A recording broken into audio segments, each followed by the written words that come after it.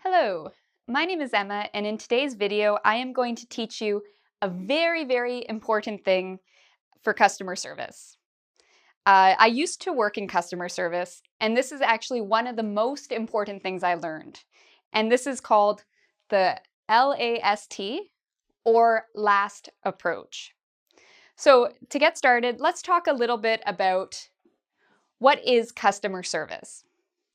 So customer service is when you have customers, of course, and you're trying to make your customers as comfortable and happy as possible. You're also trying to meet their needs and expectations and solve any problems or situations that they might have. So customer service is a huge category. There's many different jobs where you use customer service. If you work in a hotel, for example, as a clerk, in the lobby as a bellhop, you will be using customer service. If you work at a restaurant as a server, you'll be using customer service, or as a hostess. If you're the manager of a store, you'll be using customer service.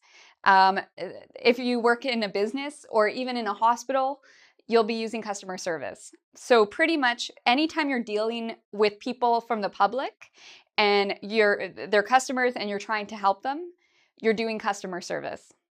So there are many different problems that a customer might have. What are some examples of some problems? Can you think of anything? A problem a customer might have?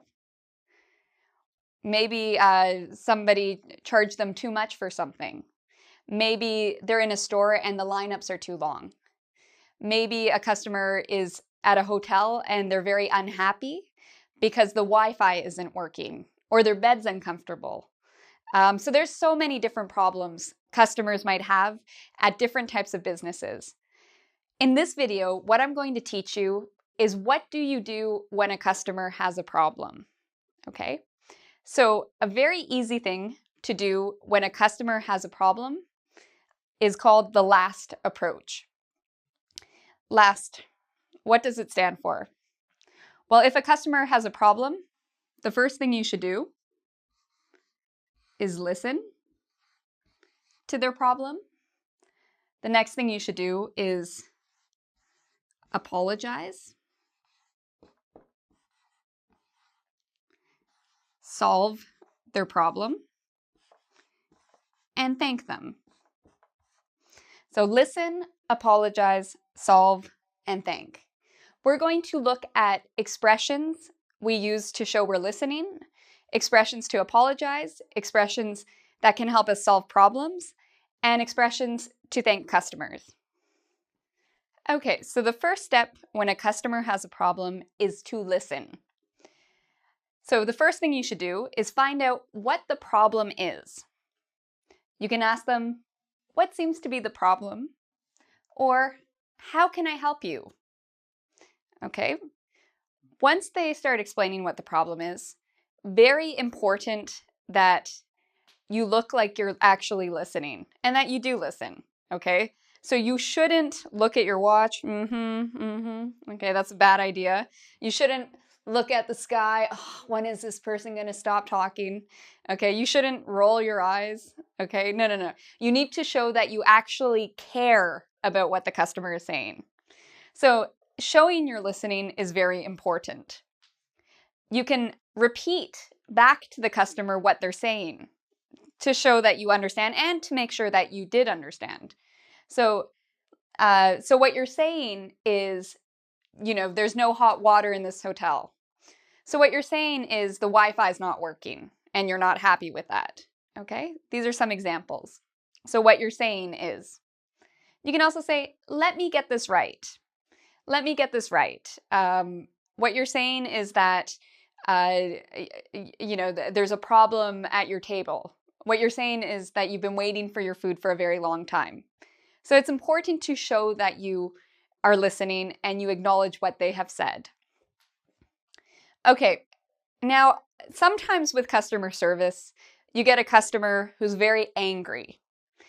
And maybe they start swearing, they start using very bad language. okay?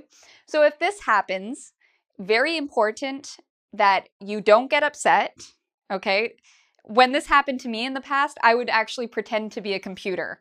I would not take anything personally. I would just smile and pretend to be a computer, and that's how I got through angry customers. So if the person is rude, it's not right if somebody is saying something rude to you, if they're swearing at you, or they're making you feel uncomfortable. So be polite, okay? Smile or be friendly and say, I really want to help you, but your language is getting in the way. I understand you're frustrated. Please calm down so I can help you, okay? And really emphasize the fact that you're there to help them. Sometimes this doesn't work. Sometimes the person might keep yelling, keep swearing, and in that case, you're going to have to get your manager. But a good thing to do before that happens is try to be nice to the customer and just remind them to use, to calm down and to use nice language so you can help them, okay? So now let's look at the next steps of LAST. Okay, so after you have listened to the customer's problem, the next thing you do is apologize. It does not matter if you didn't do anything wrong. Even if the customer is just totally crazy and there is no problem, you should still apologize. Now, there's a special way to apologize. You do not say it's your fault, okay? What you say is, I'm sorry, you've had a bad experience. This does not put blame on anybody. You're not saying, we made a mistake. No, you're just saying, I'm sorry you've had a bad experience. Okay, so this is a very important thing to do. Don't take the blame. Just say, I'm sorry you've had a bad experience. After that, solve. Solve the problem. Fix the problem, make things right. So how do you do that? Well, if you know what to do, if you can solve the problem and you know it's an easy problem to solve, you can tell them what you're going to do.